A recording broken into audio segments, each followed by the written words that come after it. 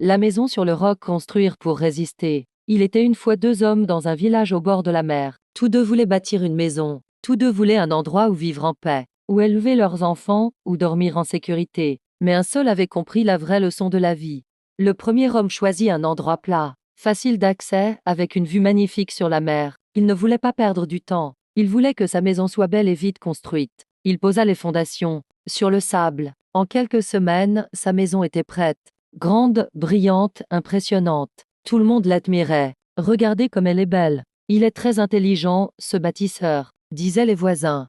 Le deuxième homme, lui, alla un peu plus loin. Il choisit un endroit rocheux, difficile à creuser. Il prit le temps de casser la pierre, de poser les fondations sur le roc solide. Cela prit plus de temps. Certains se moquaient. Tu travailles encore? Tu perds ton temps, disait-il. Mais l'homme ne répondait pas. Il continuait, pierre après pierre, avec patience. Un jour, le ciel devint sombre. Le vent souffla fort. Une grande tempête s'abattit sur le village. La pluie tomba sans relâche. Les vagues frappèrent la côte. Le vent fit trembler les murs. La maison construite sur le sable commença à pencher. Puis les murs s'effondrèrent, et en un instant, tout disparut.